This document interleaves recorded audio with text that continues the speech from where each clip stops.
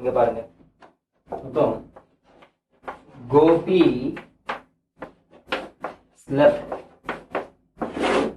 எப்படி? கோபி slept.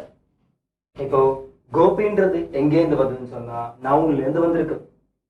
ஸ்லெப்ட்ன்றது எங்க இருந்து வந்ததுன்னா வேர்ப்ல இருந்து ஸ்லெப்ட் வந்திருக்கு. நவுன்ல இருந்து கோபி வந்திருக்கு, வேர்ப்ல இருந்து ஸ்லெப்ட் வந்திருக்கு. இப்ப பாருங்க, கோபி ஸ்லெப்ட் ஒரு முழுமையான வாக்கியம் கிடைச்சிருக்கு. கோபி ஸ்லெப்ட் அப்படின்னா கோபி தூங்கினான். என்ன அர்த்தம் இருக்கு? கோபி தூங்கினான் கிடைச்சு போச்சா? அப்போ அதனாலதான் நான் முதல்ல இப்ப நான் எடுத்தேன். ஏன் இப்ப வேர்ப ரெண்டாவது எடுக்கிறேன்னு சொன்னா, இப்ப நான் வேர்ப முடிச்சுட்டேன்னா உங்களாலையும் இது போல வாக்கியங்கள் அமைக்க முடியும். உங்களாலையும் இது போல வாக்கியங்கள் அமைக்க முடியும். ஃபர்ஸ்ட் நான் முடிச்சுட்டேன், அது சந்தேகங்கள் நினைக்கிறேன். அடுத்தது வேர்ப இப்ப நம்ம நடத்த போறது பாருங்க. அதாவது இப்ப நவுன், அதாவது நவுன்ல இருந்து ஒரு வார்த்தை, வேர்ப்ல இருந்து ஒரு வார்த்தை பக்கத்துல பார்த்து இது போல போட்டீங்கன்னா நீங்க சொந்தமா ஒரு வாக்கியம் அமைக்க முடியும். இந்த பாருங்க. சரி, அப்புறம் இன்னொன்னுப்பா, இந்த ஆர்டரை மாத்தக்கூடாது. எப்படி? முதல்ல நவுன் வரணும், ரெண்டாவதா வேர்ப் வரணும். வேர்ப முன்னாடி போட்டு இந்த ஆர்டர் நான் எப்படி மாத்திக்கிறேன் சார், வேர்ப நான் முன்னாடி கொண்டு வந்தா என்னன்னா கொண்டு வரக்கூடாது. கொண்டு வந்துட்டீங்கன்னா, அதாவது ஸ்லெப்ட் கோபி அப்படின்னீங்கன்னா இப்படி எங்கேயும் கேள்விப்பட முடியாது. ஸ்லெப்ட் கோபின்னு சொல்லிட்டீங்கன்னா என்ன மீனிங், அர்த்தமே இல்லை. It is nonsense. ஓகே, சரி. இப்ப நான் வேர்ப் பத்தி சொல்றேன். வேர்ப் பத்தி பார்க்கும்பொழுது வேர்ப் பார்க்கலாம். வேர்ப் கவனிங்க, என்ன இதுக்குன்ற முதல்ல படிக்கிறோம்.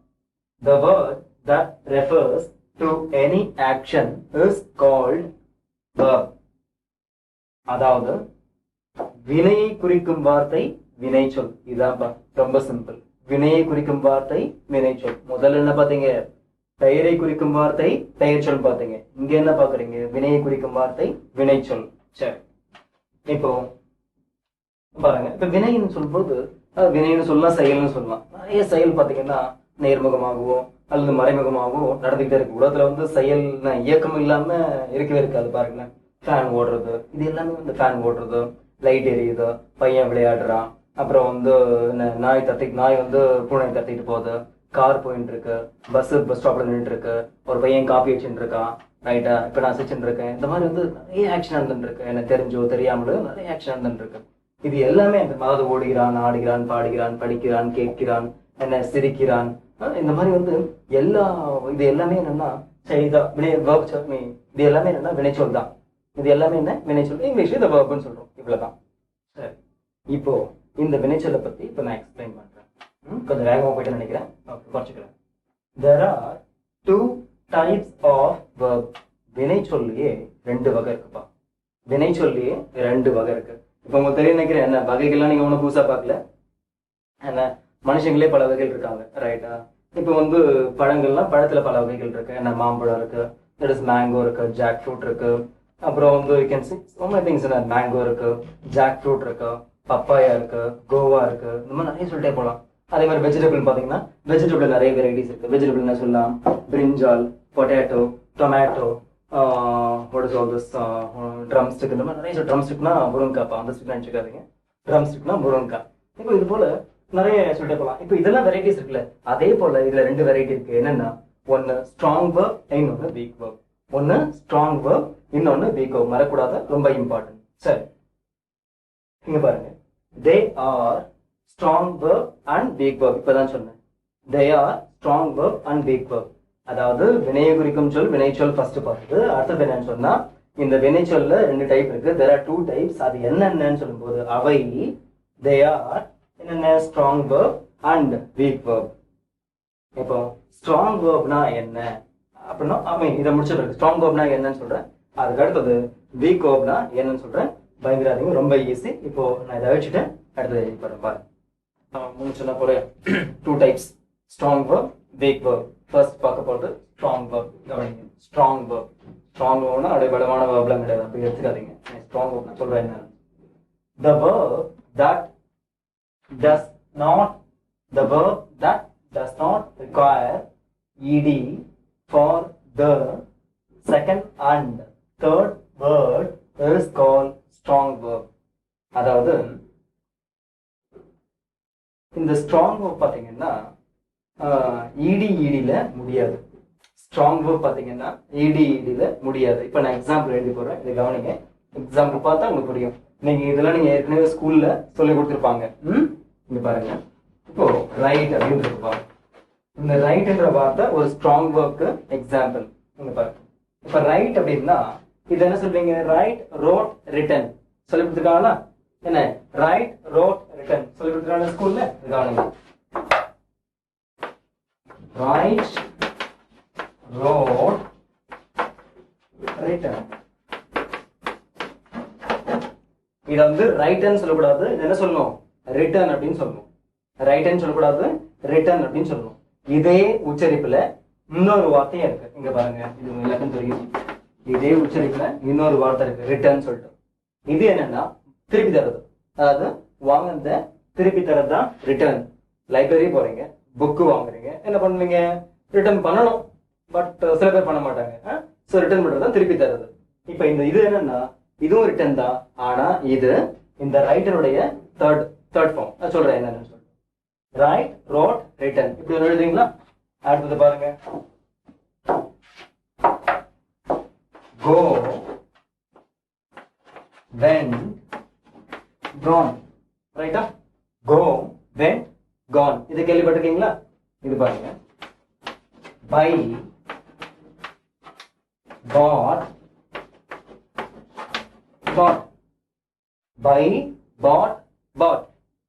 அடுத்து பாருங்க, cut, cut, cut. அடுத்து பாருங்க, make, made, made. write, wrote, written. go, went, gone. buy, bought, bought.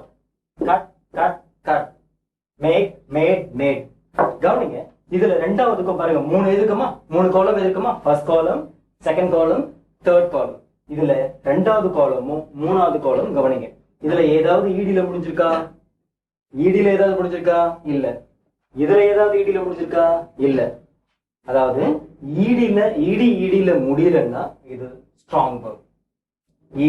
ஈடில முடியலன்னா அது ஸ்ட்ராங் வேர்ப். அதாவது முடியும் போது, இப்ப இது பாத்தீங்க, ரெண்டாவது மூணாவது முடியும் போது ஈடில முடியக்கூடாது. இதை சரியா சொல்லணும்னா இத பிரசன்ட் டென்ஸ் சொல்லுவோம், இத பிரசன்ட் டென்ஸ் சொல்லுவோம், இத பாஸ்ட் டென்ஸ் சொல்லுவோம், இத பாஸ்ட் பார்ட்டிசிபிள் சொல்லுவோம். சரியா சொல்லணும்னா இத பிரசன்ட் டென்ஸ் சொல்லுவோம், இது பாஸ்ட் டென்ஸ் சொல்லுவோம், இத பாஸ்ட் பார்ட்டிசிபிள் சொல்லுவோம். இப்போ அதாவது என்ன சொல்றேன்னா, இப்ப திருப்பி சொல்றேன். பிரசன்ட் டென்ஸ் இந்த மாதிரி இத பாருங்க. பிரசன்ட் டென்ஸ்க்கு ஈடி பிரசன்ட் டென்ஸ், அதாவது மீன் பிரசன்ட் டென்ஸ் இது, பாஸ்ட் டென்ஸ் பாஸ்ட் பார்ட்டிசிபிள். அதாவது பாஸ்ட் டென்ஸ்க்கும் எந்த வேர்பனுடைய பாஸ்ட் டென்ஸ்க்கும் பாஸ்ட் பார்ட்டிசிபிள்க்கும் ஈடி தேவைப்படாதோ, ஈடி தேவைப்படாதோ அதான் ஸ்ட்ராங் வேர்ப். அதான் ஸ்ட்ராங் வேர்ப். அதே ஈடி தேவைப்பட்டா அது weak verb. Weak verb example நான் இப்ப அடுத்ததான் கொடுக்க போறேன். திருப்பியும் சொல்றேன். Write, wrote, written, go, went, gone, buy, bought, cut, cut, make, made. Okay, இதுக்கெல்லாம் மீனிங் தெரிஞ்சுக்க முயற்சி பண்ணாதீங்க. நானே கிளாஸ் போக சொல்றேன் இதுக்கெல்லாம் மீனிங். டிக்ஷனரியில இன்னொரு முக்கியம், டிக்ஷனரியில இதுக்குதான் மீனிங் இருக்கும்பா. டிக்ஷனரியில இதுக்குதான் மீனிங் இருக்கும், இதுக்கு எல்லாத்துக்கும் மீனிங் இருக்கும். ஆனா இதுக்கெல்லாம் மீனிங் இருக்காது. டிக்ஷனரி எடுத்து ரோட்டுக்கு மீனிங் பாத்தீங்கன்னா கண்டிப்பா இருக்காது. ரிட்டர்னுக்கு எடுத்து பாத்தீங்கன்னா மீனிங் இருக்காது. இந்த மாதிரி இதெல்லாம் இதுல எதுக்குமே மீனிங் இருக்காது. டிக்ஷனரி மீனிங் எதுக்கு பார்க்கணும்? இதுக்கு தான் பார்க்கணும். ஃபர்ஸ்ட் இருக்கு தெரியுமா, இதான் பார்க்கணும். இதெல்லாம் இருக்காது. நான் நேரம் வரும்போது நானே சொல்றேன் அப்பப்போ. அப்புறம் இன்னொன்னு, இப்போ இந்த ஸ்ட்ராங் வேர்ப் இருக்குல்ல, இப்ப நீங்க கேட்கலாம், என்ன சார் நீங்க இந்த 5 எழுதி போட்டீங்க, இந்த 5 மட்டும் தான், இந்த 5க்கு மட்டும்தான் இந்த மாதிரி வருமா, இல்ல இன்னும் ஏதாவது இருக்கா அப்படின்னு சொல்லிட்டு நான் சொல்றேன். இப்ப 5க்குன்னு இல்ல, இது போல ஒரு நிறைய இருக்குன்னு சொன்னா கிட்டத்தட்ட ஒரு 1 நான் சொல்றேன். அதாவது என்னன்னா, இப்ப இதுக்கெல்லாம் நான் உங்களுக்கு ஒரு லிஸ்ட் கொடுத்துட போறேன். அதாவது எதுக்கெல்லாம் இந்த மாதிரி ஈடி வரக்கூடாதோ அதுக்கெல்லாம் ஒரு லிஸ்ட் கொடுத்துட போறேன். என்ன அந்த லிஸ்ட்ல என்ன கொடுக்க போறனோ அதுல இருக்கிறதுக்கெல்லாம் ஈடி போடக்கூடாது. அந்த லிஸ்ட் நான் என்ன கொடுத்துருக்கணும் அதை மட்டும் நீங்க மனப்பாடம் பண்ணணும். என்ன அது தவிர மிச்சம் எல்லாத்துக்கும் ஈடி போடலாம். அந்த லிஸ்ட் கையில நானே வச்சுக்கிட்டு உங்களுக்கு எக்ஸ்பிளைன் பண்றேன், நோ ப்ராப்ளம். இப்ப இதோட ஸ்ட்ராங்கும் படிக்கிறேன். அடுத்து நம்ம பாக்குறது வீக் வேர்ப். இப்போ வீக் வேர்ப் பார்க்கலாம். முதல்ல பார்த்தது ஸ்ட்ராங் வேர்ப், இப்போ பார்க்க போறது வீக் வேர்ப். இப்போ வீக் ஒர்க்கு என்ன எழுதியிருக்கேன் அப்படின்றத படிக்கிறேன். அப்புறம் இன்னொன்னுப்பா,